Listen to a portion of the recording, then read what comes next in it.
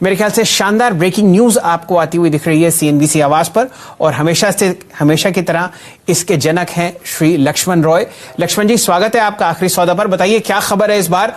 देखिए, पिछले दिनों कंटेनर कॉर्पोरेशन ऑफ इंडिया यानी कॉनकॉर को लेकर सबसे ज्यादा परेशानी ये हो गई थी कि रेल मंत्रालय ने उस पर लैंड लाइसेंस फीस जो है वो जो निजी कंपनियों से चार्ज करती है वही कंटेनर कॉर्पोरेशन ऑफ इंडिया से चार्ज करना शुरू कर दिया था, जिसकी वजह से कॉनकॉर पर करीब 450 करोड़ रुपए का बोझ अतिरिक्त आ रहा था। इसको लेकर निवेशकों ने काफी चिंता जताई थी। जब ऐसे समय में जब कॉनकॉर में निवेश करने जा रहे हैं, ये फैसला बहुत ही नकारात्मक होगा। तो अब मुझे सूत्रों से यह जानकारी मिली है कि कॉनकॉर को इस मोर्चे पर यानी लैंड लाइसेंस फीस के मोर्चे पर बहुत बड़ी राहत मिलने की संभावना है। विनिवेश मंत्रालय, रेल मंत्रालय के बीच कई दौर की बैठकें हो गई हैं और अब रेल मंत्रालय 3 से 4 अलग अलग विकल्पों पर विचार कर रहा है। एक विकल्प यह है कि लैंड लाइसेंस फीस जहां अभी हम 6% वसूलते हैं सालाना और इस पर 7% हर साल बढ़ाते जाते हैं, तो उस 6% की दर को घटा करके 3 से 4% कर दिया जाए ताकि लैंड लाइसेंस फीस का बोझ कॉनकॉर पर कम पड़े।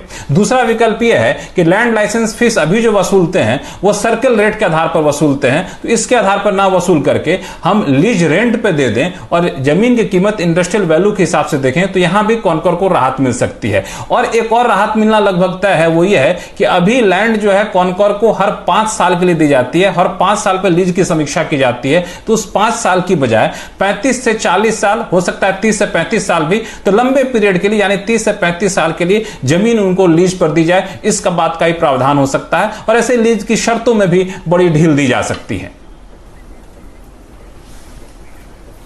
तो ऐसा करते हैं लक्ष्मण जी, जरा इस सवाल को और बारीकी से समझते हैं क्योंकि ये काफी कॉम्प्लिकेटेड चीज है। ये बताइए कि कितने ऐसे टर्मिनल्स हैं जो रेलवे लैंड पर कंटेनर कॉर्पोरेशन ऑफ इंडिया ने बनाए हैं और कितनों पर यह समस्या लागू होती है।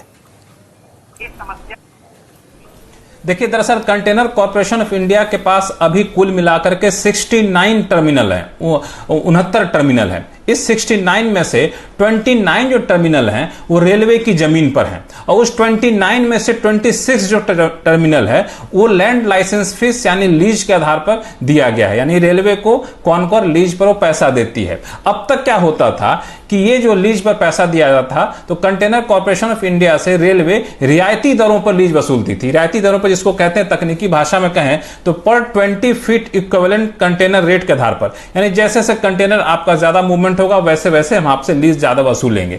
लेकिन इसमें पिछले दिनों मार्च में रेल मंत्रालय ने एक नया आदेश जारी किया, कहा कि अब कंटेनर कॉर्पोरेशन ऑफ इंडिया का कारोबार बेहतर हो चुका है तो हम रियायती दरों पर यह लैंड लाइसेंस फीस नहीं वसूलेंगे। हम जिस तरीके से निजी कंपनियों से लैंड लाइसेंस फीस वसूलते हैं उसी दर पर आपको भी देना पड़ेगा, यानी फॉर्मूला निजी कंपनियां हो या कॉनकॉर हो एक ही होगी। यह जो फॉर्मूला है 29 मार्च को रेल मंत्रालय ने नया आदेश जारी किया था और 1 अप्रैल से यह फॉर्मूला यानी कहें रेल मंत्रालय का नया आदेश लागू हो गया था। 1 अप्रैल से आदेश लागू होने के बाद जो मर्चेंट बैंकर हैं, इन्वेस्टमेंट एडवाइजर हैं कॉनकॉर के, उन्होंने इस नए फॉर्मूले का पूरा अध्ययन किया तो पता चला कि कॉनकॉर पे करीब 450 करोड़ रुपए अतिरिक्त बोझ पड़ेगा। इससे कॉनकॉर का वैल्यूएशन काफी गिर जाएगा, जितना सरकार कमाना चाहती विनिवेश से उतना नहीं आ पाएगा। तब यह मामला तूल पकड़ा। इन्वेस्टमेंट बैंकर ने, पोटेंशियल इन्वेस्टर्स ने इस पर आशंका जताई और अब जाकर के इसमें रियायत देने की बात चल रही है।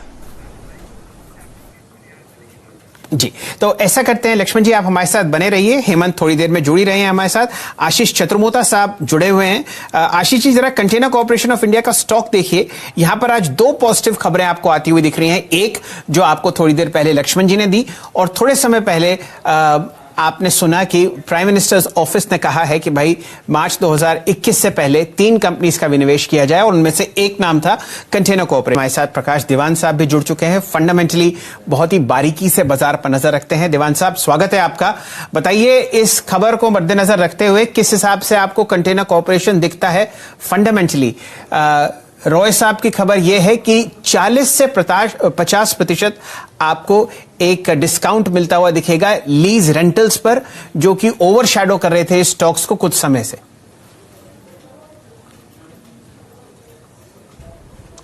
नहीं, बिल्कुल शैल जी।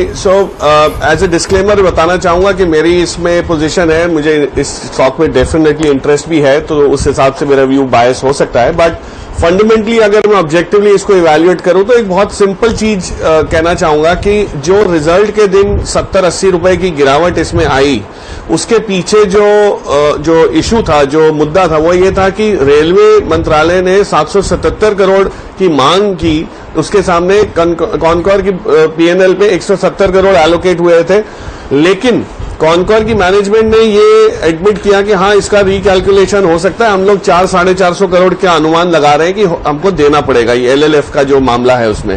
तो ये अगर उनको 450 करोड़ देना है और रेलवे का 750-800 करोड़ के बीच का आंकड़ा है और कहीं ना कहीं राहत मिलती है, तो ये जो नुकसान हम लोग देख रहे थे जो स्टॉक पे दिखा है, जो ईपीएस रिडक्शन के हिसाब से, वो थोड़ा सा ओवर रिएक्शन जैसा था, क्योंकि उम्मीद नहीं थी और आउट ऑफ द ब्लू जिसको हम कहते हैं कि अचानक से ये एक तलवार लटकती हुई आ गई कंपनी के सिर पे और वहां पे दिक्कतें हुई।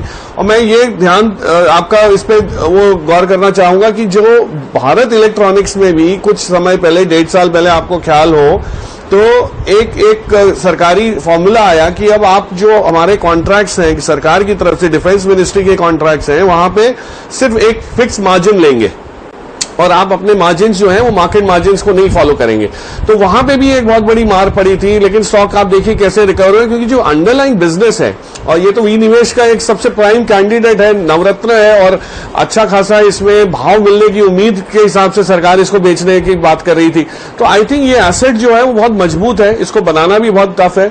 तो मुझे नहीं लगता कि ये सब गिरावट जो है ये परमानेंट रह सकती है, इसमें अटकलें जरूर लगी, लेकिन कहीं ना कहीं सुलह आएगी, सोल्यूशन निकलेगा और गाड़ी आगे बढ़ेगी, और जिस दिन वो होगा उस दिन आपको वापस अपनी वैल्यू इसकी जो है अनलॉक होते हुए दिखेगी। तो मुझे तो लगता है बहुत बढ़िया, और मैंने करीब 1.5-2 हफ्ते पहले इसका जिक्र भी किया था रिजल्ट से पहले ऑफकोर्स, कि ये लॉन्ग टर्म बेसिस में रखा जा सकता है अपने पोर्टफोलियो में, और अभी भी मेरी राय कायम है कि इसको आप लॉन्ग टर्म बेसिस पे रखिए। इस टाइप के एसेट आपको बहुत जल्दी नहीं मिलेंगे, और आज एक डिस्काउंटेड रेट पे मिल रहा है because of certain news flow.